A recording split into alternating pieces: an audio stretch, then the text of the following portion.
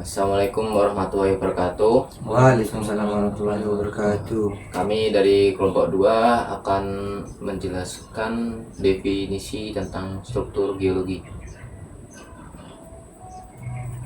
Yang pertama akan dijelaskan oleh Yazid Firza Al-Azhar. Baik, yang pertama saya akan menjelaskan apa itu definisi sesar dalam struktur geologi. Sesar atau fault dalam geologi struktur adalah bidang rekahan pada batuan kerak bumi yang telah mengalami pergeseran relatif antara blok. Batuan di kedua sisinya akibat gaya tektonik. Pergerakan ini dapat berupa gesekan vertikal, horizontal, atau diagonal dengan skala berkisar dari beberapa milimeter hingga puluhan kilometer. Yang kedua, perbedaan sesar dan lipatan. Sesar dan lipatan merupakan dua bentuk deformasi dalam struktur geologi yang terjadi akibat gaya tektonik. Namun keduanya memiliki perbedaan mendasar dalam proses dan hasilnya. Sesar adalah rekahan pada batuan yang disertai pergeseran relatif antara dua blok batuan karena batuan mengalami deformasi rapuh, brittle deformation, akibat gaya tekan, tarik, atau geser yang melebihi kekuatannya. Pada sesar, lapisan batuan terputus dan bergeser sepanjang bidang sesar serta sering berkaitan dengan aktivitas gempa. Sementara itu lipatan adalah pembelokan lapisan batuan tanpa terjadi patahan atau pergeseran terputus, yang umumnya terbentuk akibat gaya tekan kompresi dalam jangka waktu yang lama pada kondisi suhu dan tekanan tinggi, sehingga batuan bersifat plastis, Dudley deformation. Yang ketiga, komponen utama bidang sesar yaitu hanging wall dan footwall. Hanging wall adalah blok batuan yang berada di atas bidang sesar, sedangkan footwall adalah blok batuan yang berada di bawah bidang sesar. Istilah ini berasal dari aktivitas penambangan bawah tanah pada masa Romawi, ketika penambang dapat menggantungkan lampu di bagian atas bidang patahan hanging wall dan berdiri di bagian bawahnya footwall. Posisi dan pergerakan kedua blok ini menentukan jenis sesar yang terbentuk. Pada sesar normal, hanging wall bergerak turun relatif terhadap footwall, sedangkan pada sesar naik reversible hanging wall bergerak naik relatif terhadap footwall. Yang keempat yaitu pergeseran displacement. Pergeseran displacement adalah perubahan posisi suatu benda dari satu titik awal ke titik akhir dalam suatu sistem koordinat dan termasuk ke dalam besaran vektor karena memiliki besar dan arah. Berbeda dengan jarak yang menghitung seluruh panjang lintasan yang ditempuh. Displacement hanya memperhatikan posisi awal dan posisi akhir tanpa memperhitungkan jalur pergerakannya. Secara matematis, displacement dinyatakan sebagai selisih antara posisi akhir dan posisi awal. Nilainya dapat positif, negatif, atau nol, tergantung arah gerak benda dalam bidang geologi dan teknik.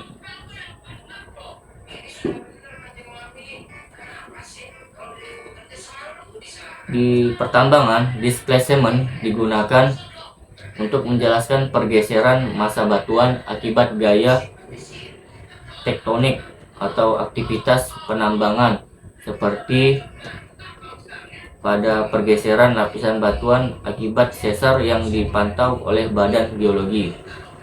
Konsep ini penting dalam analisis kestabilan lereng dan terowongan untuk mengetahui besarnya deformasi yang terjadi pada masa batuan. Yang kelima yaitu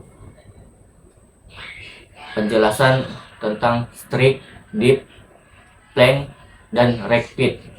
Yang pertama ada strike, yaitu garis perpotongan antara satu bidang geologi seperti lapisan batuan atau bidang sesar dengan bidang horizontal yang dinyatakan dalam arah mata angin atau derajat azimut. Selanjutnya strike, yaitu arah memanjang suatu lapisan batuan di permukaan bumi dan biasanya diukur menggunakan kompas geologi. Selanjutnya yaitu ada dip. Dip adalah sudut kemiringan suatu bidang batuan terhadap bidang horizontal yang diukur tegak lurus terhadap strike. Dip memiliki dua komponen, yaitu besar sudut kemiringan dan arah kemiringannya, sehingga menunjukkan kemana lapisan tersebut menurun. Dalam kegiatan pertambangan, khususnya tambang terbuka, istilah pit merujuk pada lubang atau cekungan besar hasil kegiatan penggalian bahan tambang di permukaan. Sementara itu, plank dalam konteks pertambangan yang dibuat secara bertahap untuk menjaga kestabilan lereng dan keselamatan kerja. Adapun rake pit biasanya mengacu pada rancangan atau pembagian wilayah kerja dalam pit, regulation pit atau regional pit, yang digunakan untuk mengatur tahapan penambangan agar lebih terencana, aman, dan efisien. Selanjutnya materi akan disampaikan oleh Ahmad.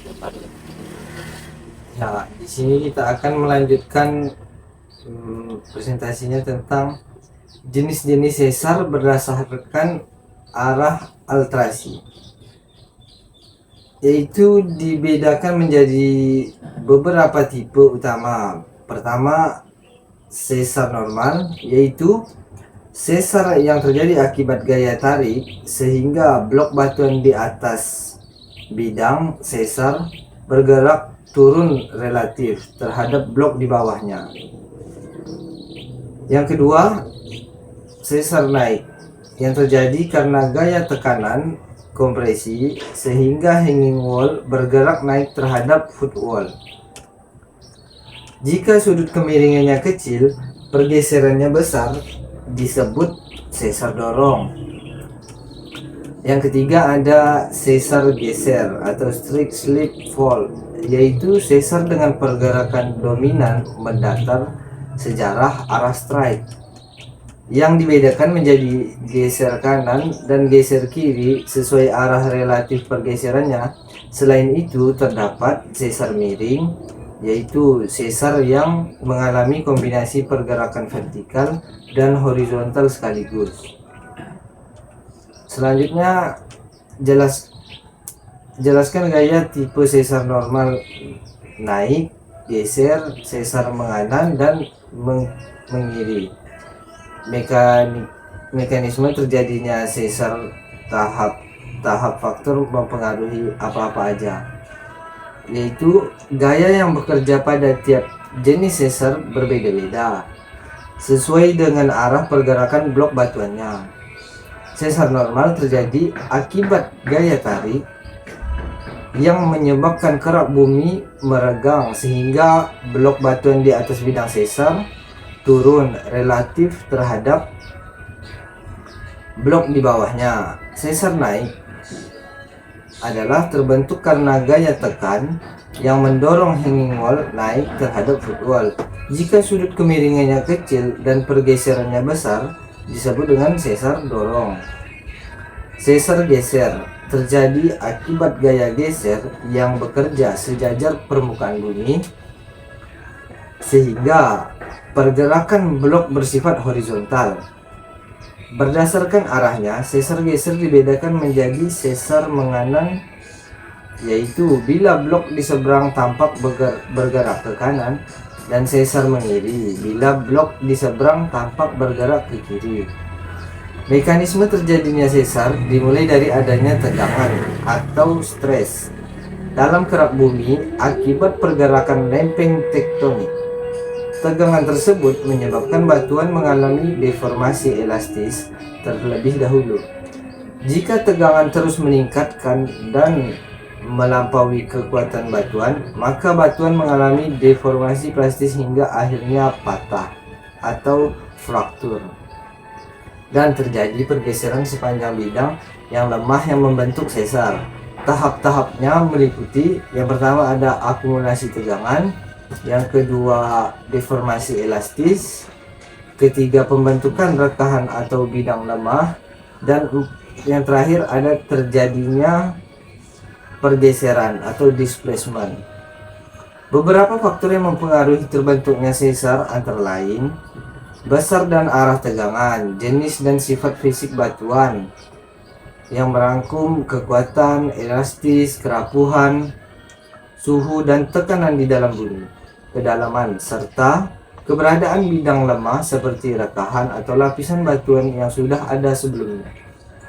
Materi yang selanjutnya yang akan kita sampaikan adalah jelaskan tentang gimana sih struktur dan elemen di zona sesar breksi, zona hancuran, selikan slide. Struktur dan elemen di zona sesar merupakan bagian-bagian yang terbentuk akibat pergerakan gesekan antar blok batuan sepanjang bidang sesar.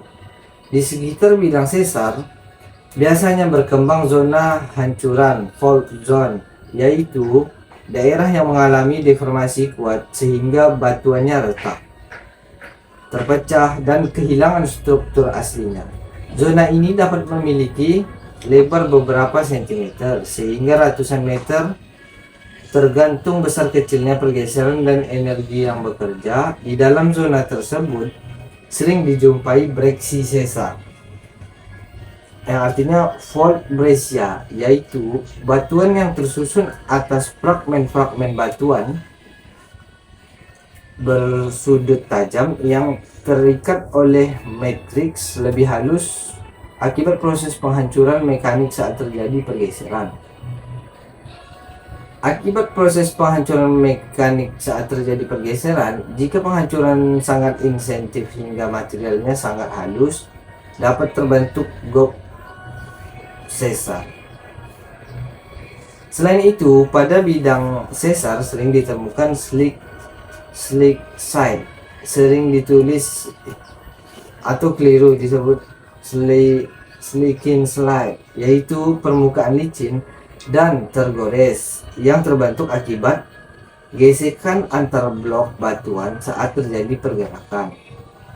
Goresan-goresan pada slick side menunjukkan arah relatif pergerakan sehingga sangat penting dalam analisis struktur geologi. Secara umum, elemen-elemen ini mencerminkan besarnya deformasi dan arah gerak sejarah aktivitas sesar, serta penting dalam kajian geologi teknik dan penambangan karena zona besar biasanya memiliki kekuatan batuan yang lebih lemah dan berpotensi memengaruhi kestabilan lereng maupun terowongan. Yang kesembilan, kita akan membahas dampak dari keberadaan sesar dan pengaruh terhadap bencana seperti gempa dan apa hubungannya sama morfologi. Keberadaan sesar memiliki dampak yang sangat besar terhadap kondisi geologi, bencana, dan bentuk permukaan bumi. Dari sisi kebencanaan, sesar yang masih aktif dapat menjadi sumber terjadinya gempa bumi karena pergerakan mendadak sepanjang bidang sesar melepaskan energi dalam bentuk gelombang seismik. Semakin besar akumulasi tegangan yang tersimpan dan semakin sepanjang bidang sesar yang bergerak, maka potensi gempa yang dihasilkan juga semakin besar. Contoh sesar aktif di Indonesia yang sering dikaitkan dengan gempa adalah sesar Palu Koro yang memicu gempa besar di Sulawesi. Selain gempa, zona sesar juga memicu longsor karena batuan di sekitarnya telah mengalami retahan dan pelemahan struktur. Dari segi morfologi, keberadaan sesar sangat mempengaruhi bentuk bentang alam.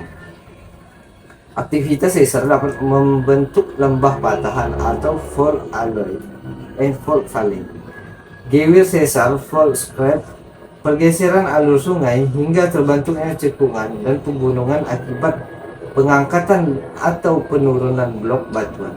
Sesar normal cenderung membentuk lembah atau graben, sedangkan sesar naik dapat membentuk punggungan atau pegunungan.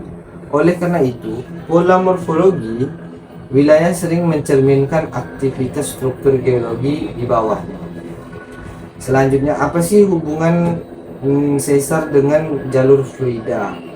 Hubungannya adalah sesar dengan jalur fluida sangat erat karena zona sesar umumnya menjadi jalur utama pergerakan fluida di dalam kerak bumi.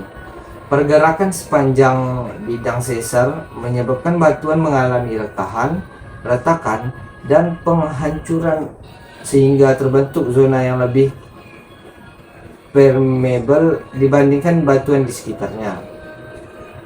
Rekahan dan rongga tersebut memungkinkan fluida seperti air, tanah, larutan hidrotermal, minyak, gas, maupun mineral terlarut untuk mengalir dan terakumulasi.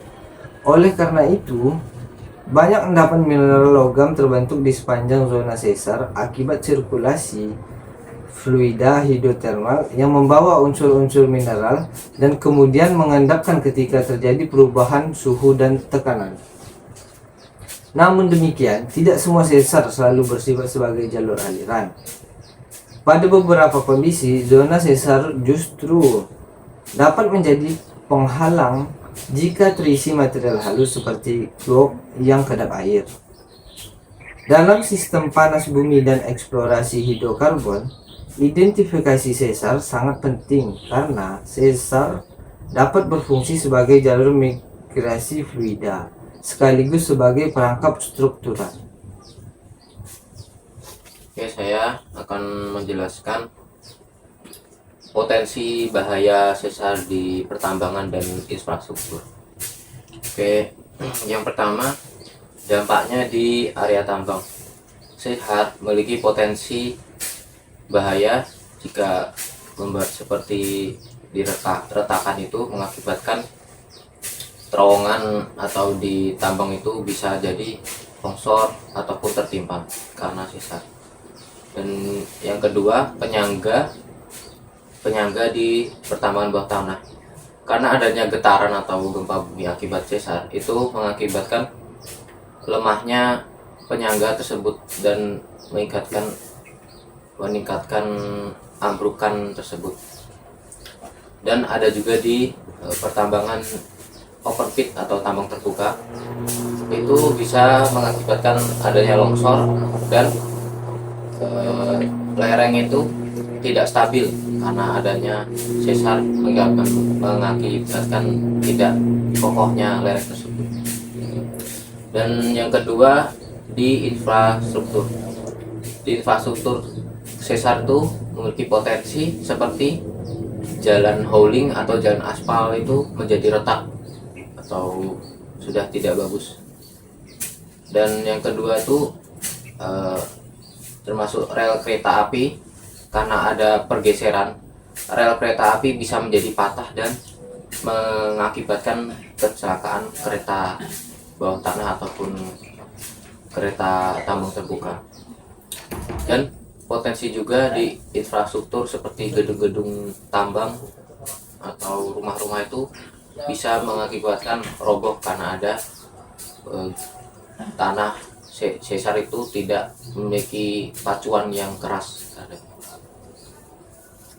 Dan yang kesimpulannya, kita harus diperlukan studi geologi struktur, analisis mekanika batuan, pemetaan zona sesar, dan perencanaan dasar desain tambang yang aman.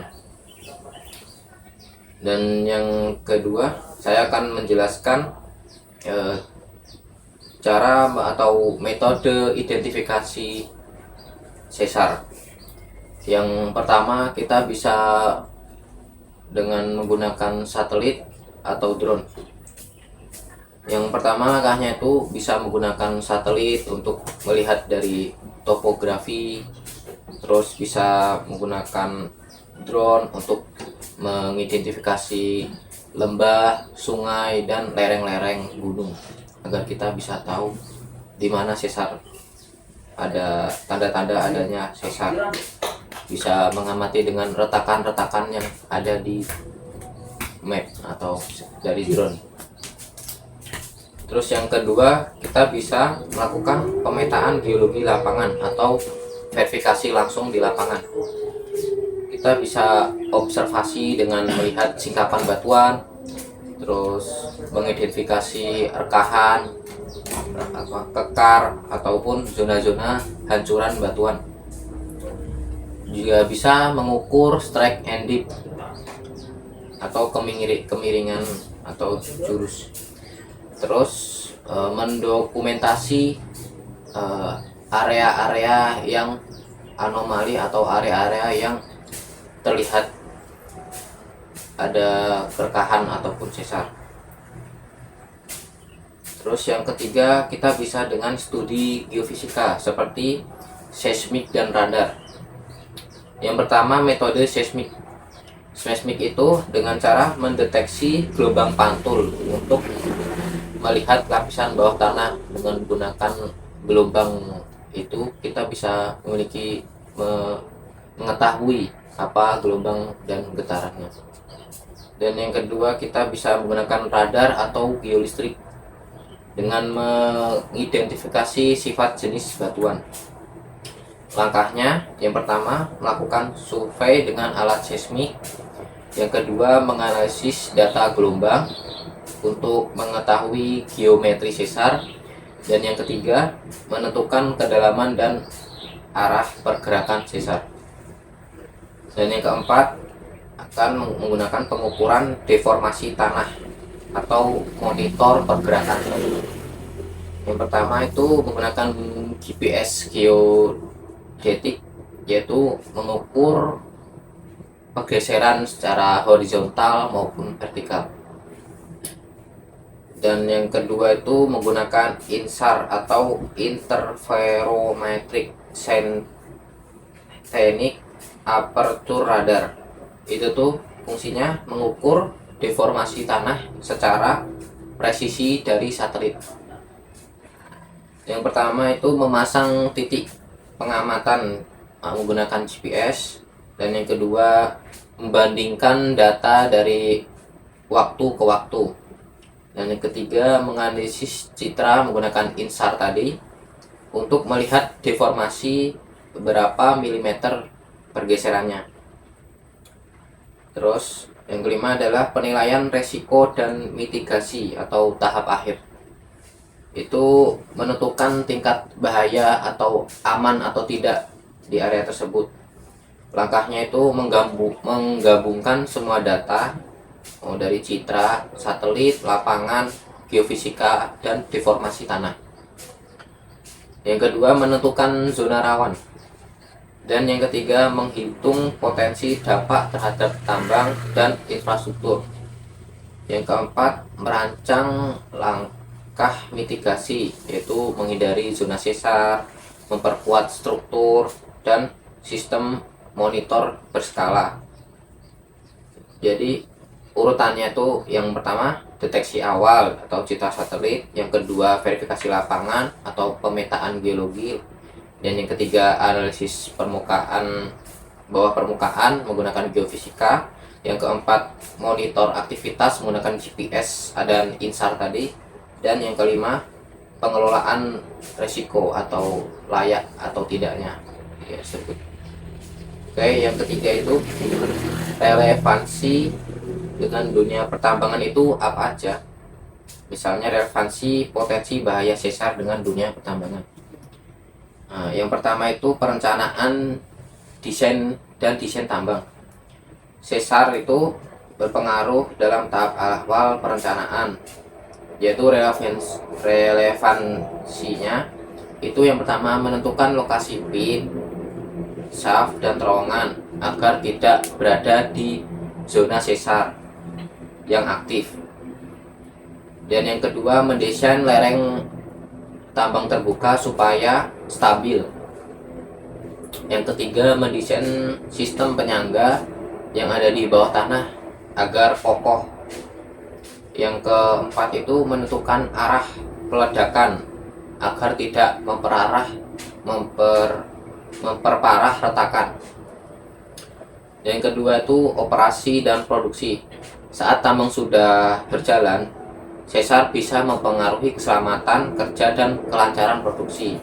Nah, relevansinya itu memonitor pergerakan tanah secara real time, mengevaluasi kestabilan lereng tambang, pengaturan metode pertambangan yang lebih aman di zona lemah, dan menghindari gangguan produksi akibat runtuhan atau deformasi tanah. Dan yang ketiga adalah stabilitas dan keamanan. Sesar menyebabkan batuan atau tanah menjadi retak dan lemah dan tidak stabil. Relevansinya itu resiko runtuhan atau terowongan. Dan yang ketiga resiko longsor pada tambang terbuka, potensi rockfall dan ground failure. Dan yang keempat ancaman terhadap keselamatan pekerja dan alat berat. Yang keempat adalah lingkungan dan regulasi. Kegiatan tambang harus memenuhi syarat lingkungan, yaitu kajian AMDAL harus mempertimbangkan keberadaan sesar. Sesar bisa mempengaruhi aliran air tanah juga. Potensi pencemaran jika terjadi retakan besar. Perencanaan reklamasi harus diperhitungkan karena stabilitasnya lahan. Dan yang kelima adalah atau yang terakhir ekonomi dan manajemen risiko. Relevansinya itu tambahan biaya untuk memperkuat lereng, biaya monitoring untuk geoteknik, resiko kerusakan infrastruktur tambang, dan potensi kerugian yang diakibatkan oleh sesar. Dan yang terakhir adalah studi kasus tentang identifikasi sesar di perusahaan tambang. Oke, ada studi kasus ini sebagai contoh di PT Adi Sumber Daya Tambang di Tambang Batubara, Kalimantan Timur. Saat kegiatan eksplorasi dan produksi batubara berlangsung, ditemukan ketidakstabilan lereng dan ketidakstabilan lapisan batubara, pergeseran sem batubara pada databor, dan retakan permukaan di beberapa titik. Indikasi awal sesar itu yang pertama menggunakan seismik anomali, yaitu data survei seismik dengan melihat gelombang-gelombang dan mencari tahu indikator-indikator struktur patahan bawah permukaan. Yang kedua adalah surface displacements, terdapat pergeseran kecil di permukaan tanah. Dan yang ketiga drill core offset, saat data pengeboran itu menunjukkan lapisan batuan tidak sejajar. Dan ketiga metode identifikasi yang digunakan itu yang pertama pemetaan geologi atau mapping, mengamati sikapan batuan, mengidentifikasi rekahan dan zona hancuran, dan mengukur strike dan dip lapisan. Yang kedua adalah data pengeboran, membandingkan bor dari titik ke titik lain apakah ada pergeseran batu bara. Dan yang ketiga itu citra satelit dan ISAR, mengamati dari satelit apakah ada deformasi di wilayah tersebut. Dan yang keempat hasil analisis ditemukan bahwa sesar memotong lapisan sandstone dan shale dan limestone terdapat pergeseran vertikal dan horizontal. Lapisan batu bara mengalami offset beberapa meter. Zona sesar menjadi area batuan yang lemah. Dan yang kelima adalah dampak terhadap operasi tambang. Secara teknis, itu mengganggu kontinuitas sim batu bara atau menyulitkan perhitungan cadangan dan berpotensi menyebabkan longsor lereng di pertambangan batu bara. Yang ketiga adalah keselamatan, resiko runtuhan dan potensi kegagalan lereng. Dan yang ketiga adalah ekonomi, karena perubahan desain pit mengikuti sesar itu menambahkan biaya dan perubahan desain, penambahan biaya untuk memperkuat lereng dan penyesuaian lagi untuk rencana-rencana ke depannya. Dan yang terakhir adalah tindakan mitigasi. Perusahaan melakukan desain ulang untuk lereng tambang. Dan ketiga, monitoring geoteknik. Kedua, monitoring geoteknik berkala dan penambahan sistem drainase air, pemasangan air monitoring deformasi, dan penghindaran penambangan langsung di zona sesar aktif. Sekian dari kelompok 2, dan jika ada salah kata kami mohon maaf. Assalamualaikum warahmatullahi wabarakatuh. Waalaikumsalam warahmatullahi wabarakatuh.